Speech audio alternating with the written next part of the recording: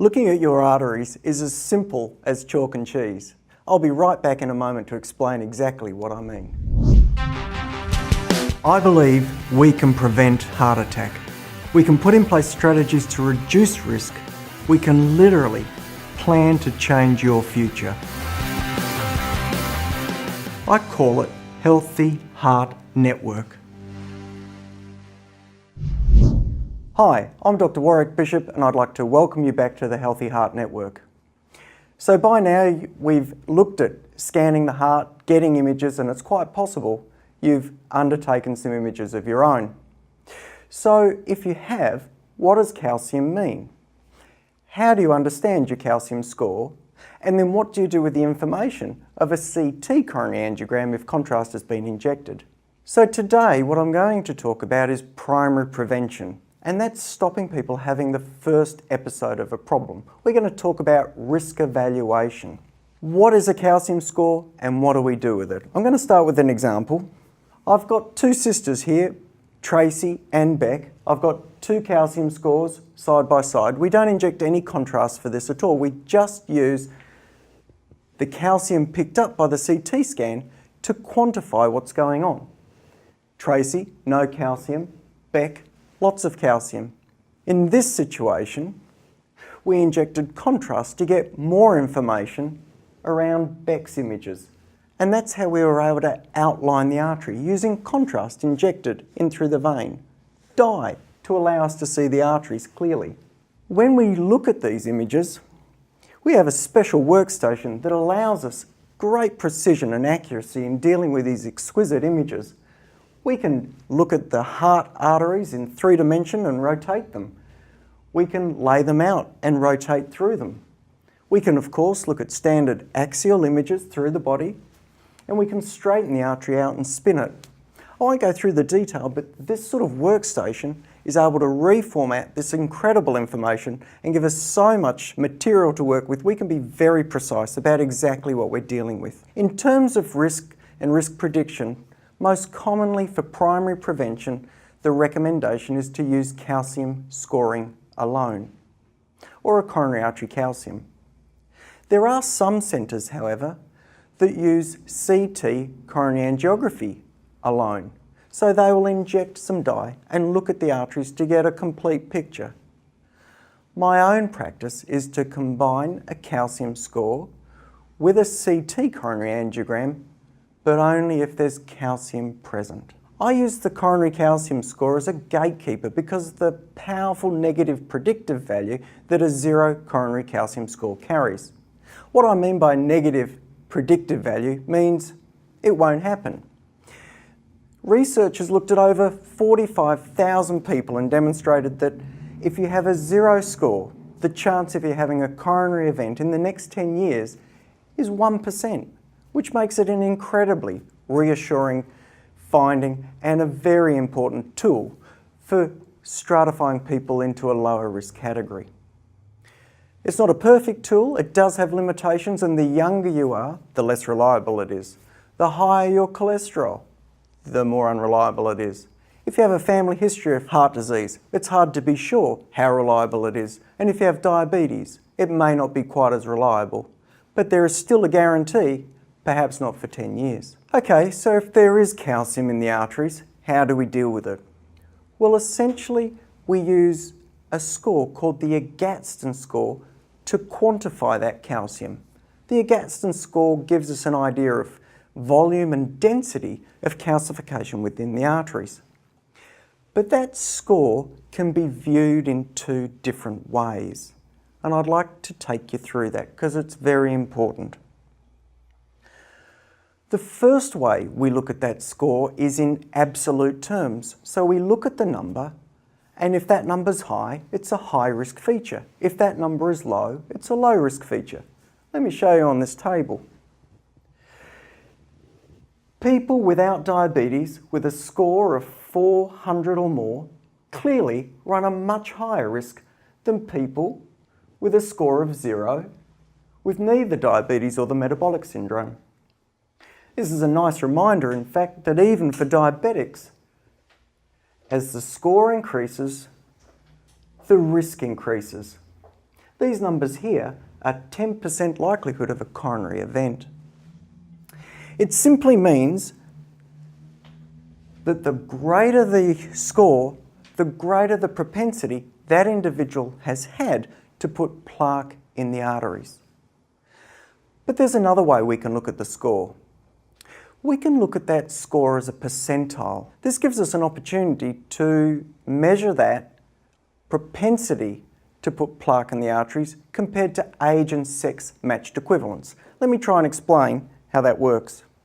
If we have a score for a 50-year-old man, our percentile tells us where that man's score would fit compared to 100 50-year-old men ranked from position 1, lowest score, to position 100, highest score. So if our man's score is above the 90th centile, he's in the worst 10 for his age and sex matched equivalent. This is a high risk feature and would suggest that he has a high propensity to put plaque in his arteries compared to the average 50-year-old male who we've just compared him with. Let's take a score of 28 and look at it in two different scenarios. First of all, let's look at it for a male at between, say, 65 and 70 years of age. A score of 28 falls at the 25th centile. So for a man of this age, that's a fairly low risk feature. Let's consider that score of 28 for a female between 45 and 49 years of age. If we come down here, a score of 28 falls above the 90th centile. So this is an absolute score that's low, which would suggest that the immediate risk is relatively low. But this is a score compared to other women that's very high. And that's telling us that this individual, greater than the 90th centile, has a significant increased lifetime risk of an event and certainly wants clear assessment of her risks and appropriate management of this finding. I've circled 0 and 0 for men and women to point out that we can be clear that a man falls within the 25th centile if he has a 0 score at 50 years of age, and a female falls within the 25th centile if she is between 60 and 64 years of age.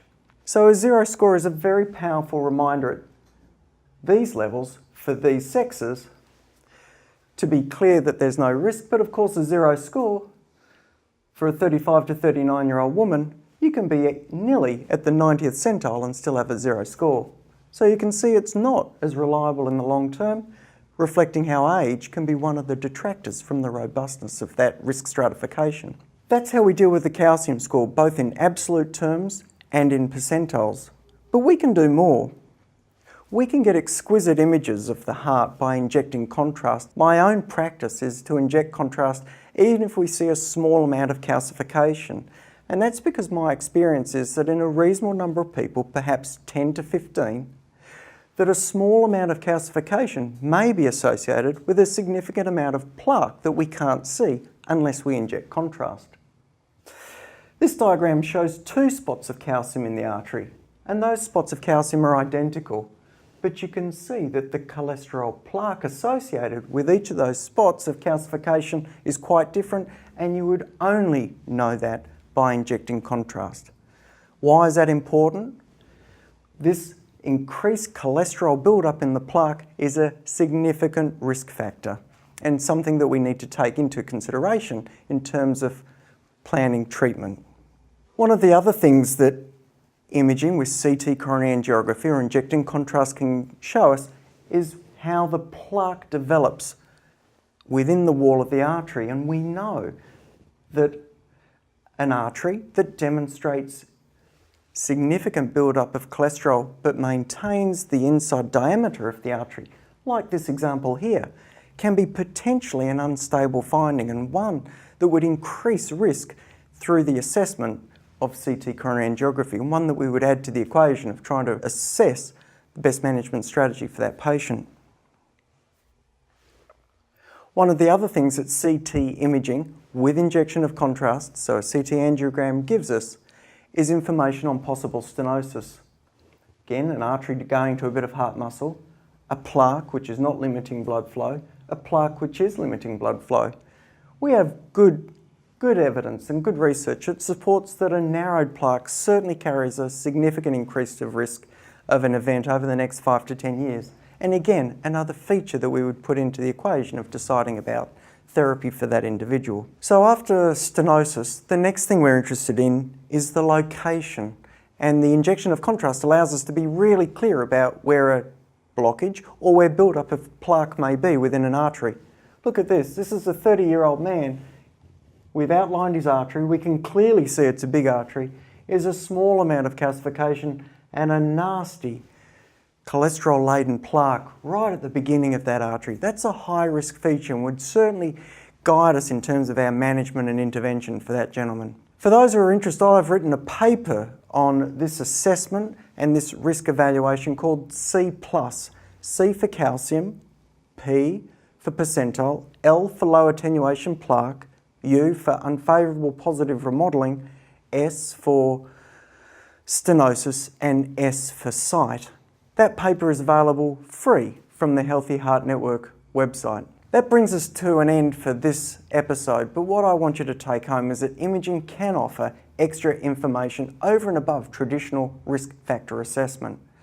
That a zero coronary calcium score is a very powerful negative predictor, but you have to also understand its limitations. Young people, family history, diabetes.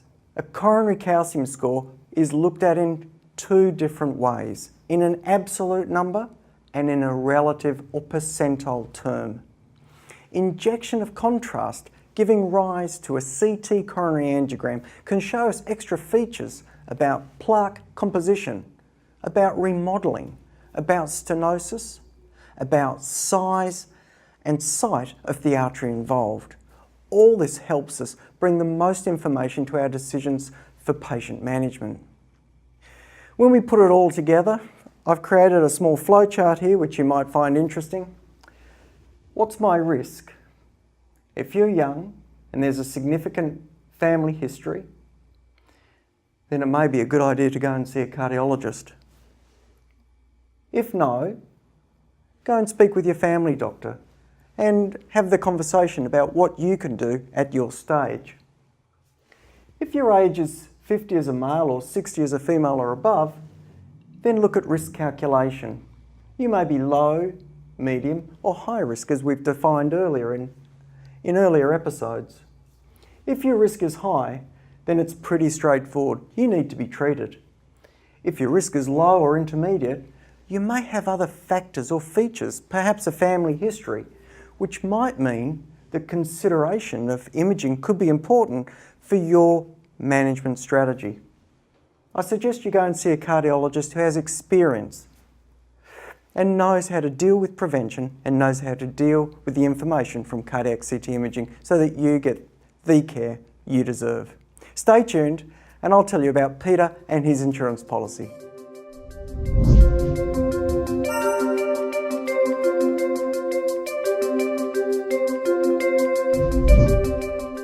So, now you know all about chalk and cheese, let me introduce you to Peter, who's our case for episode 7. Peter was 60 years of age when he came to see me, and he was already pretty well informed. When he came to see me, the reason was that he wanted to know about his life insurance policy. It was starting to creep up in cost, and he literally came to ask me whether he could stop paying his insurance or not, which struck me as pretty clever. We looked at his cardiovascular disease panel. His blood pressure was okay. His lipid panel was fairly unremarkable. His blood sugar level was perhaps up a tiny bit. His tummy showed that he'd been successful at the later end of his career, and like many of my patients, he admitted to not doing as much exercise as he would have liked. Let's just have a look at his profile. You can see these numbers are all fairly unremarkable. You can see the blood sugar level, or the glucose, is up a little bit. It's certainly not diabetic, but it's not perfect. When we put his numbers into a risk calculator, he actually got a green thermometer, and this green thermometer would tell us not to worry because he's at low risk. But I think we're starting to understand that low risk means population low risk and may not be relevant to him. Anyway, I said that the best way we could get some understanding of what we're dealing with for his risks and therefore his life insurance policy was by imaging his heart. He had a low score. It was 72. And 72 of its own, in absolute terms, is a relatively low risk feature. For a man of his age, it fell in the second quartile, which means he's in the best half of men who we would take randomly off the street if we would take 100 men his age. So certainly neither of these high risk features. But that calcium score of 72 resided in only one artery in one location. And that location was at the very beginning of the major artery coming off on the left side of his heart, the artery we call the left main. Now the reason that's important is because if you've got a bit of rust in your pipe at this critical location, if that progresses and closes off, then that's the end of the world actually. So although Peter didn't have a high score nor a high calcium score percentile, the location of where plaque had started to form in his arteries drove our intensity to therapy. There was no question that this gentleman would benefit from some modification of his risk into the future, so he undertook lifestyle change. And interestingly, Peter was really engaged in that. We also got him on the right medicine. We lowered his cholesterol and got him on aspirin. We followed up on his blood pressure and we really tidied him up quite a lot. Look at this as a comparison. His cholesterol came down 5.8 to 4.2. The bad cholesterol, 3.6 down to 1.9. He started to exercise and was careful about his weight and what he ate. His glucose came from 6.2 down to 5.5. We also repeat scanned him a year on, and his scan at 1 year was 73, having been 72 the next year. This is a progression of 1, and without going into detail, this is essentially within the limit of the test, and it hadn't changed. This was a fantastic outcome. We'd stabilised the process going on in his arteries. Peter was actually so pleased he decided not to keep paying his life insurance. Stay tuned and you'll hear what questions patients have been asking. It's coming right up.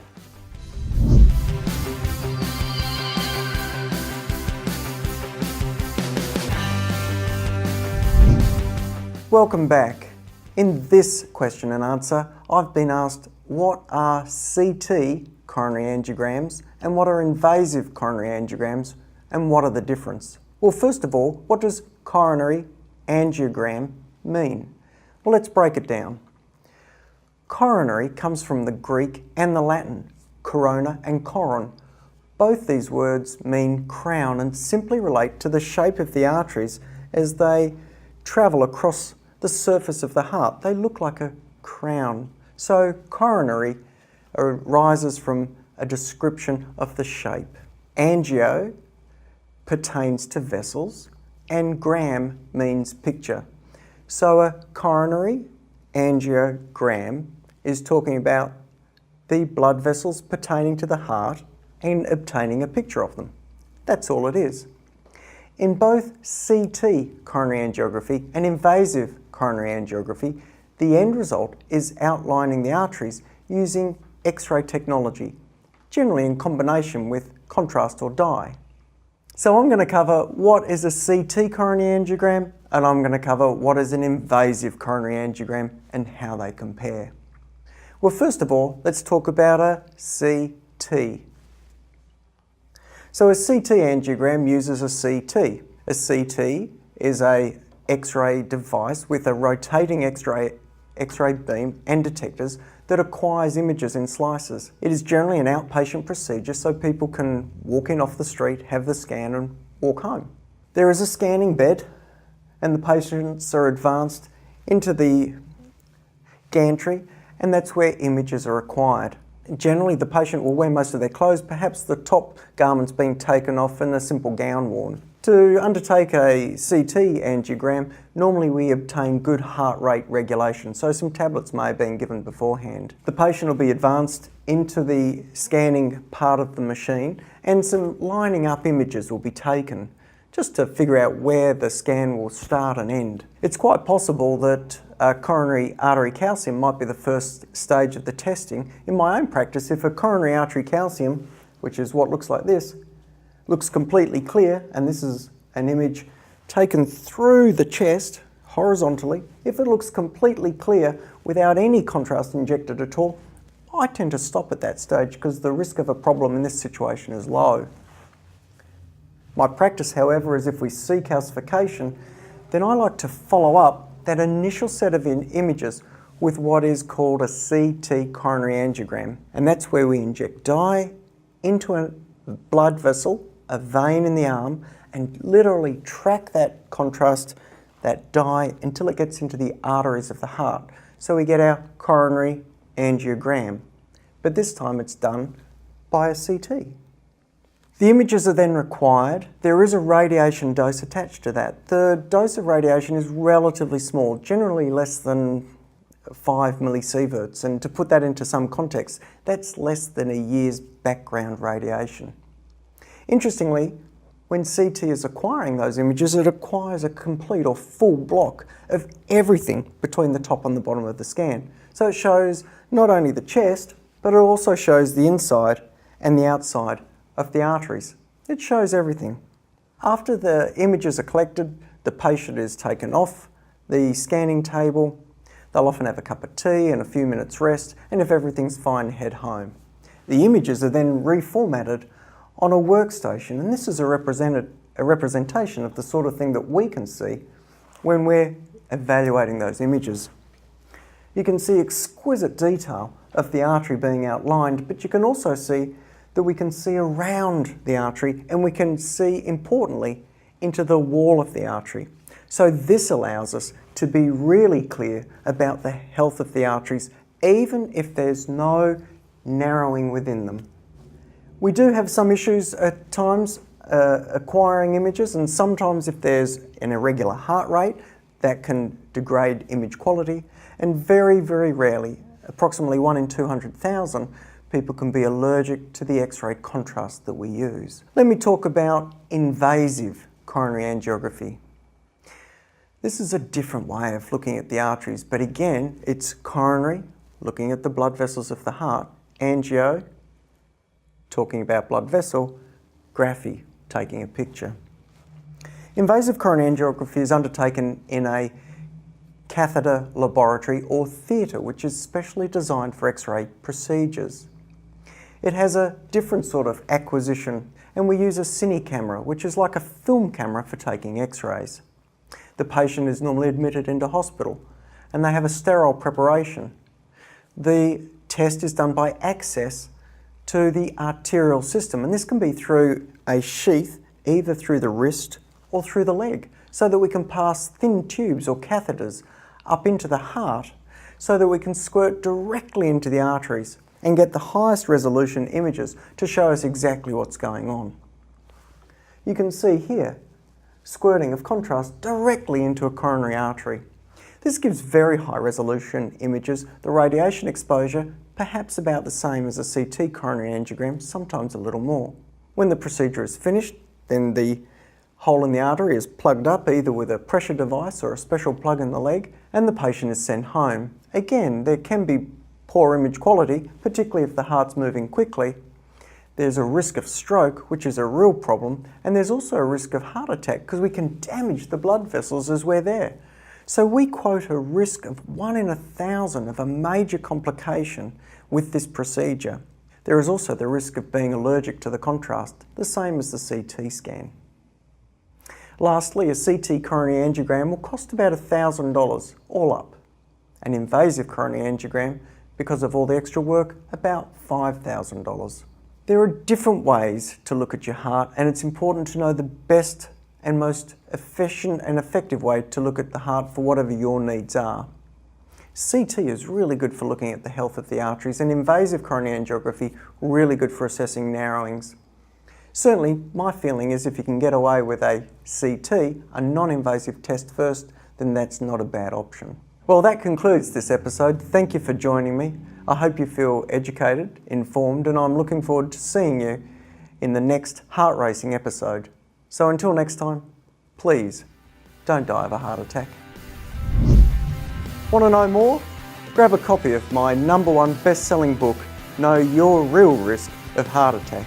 It's available as a hardcover, a paperback and an audio from Amazon, or wherever good books are sold.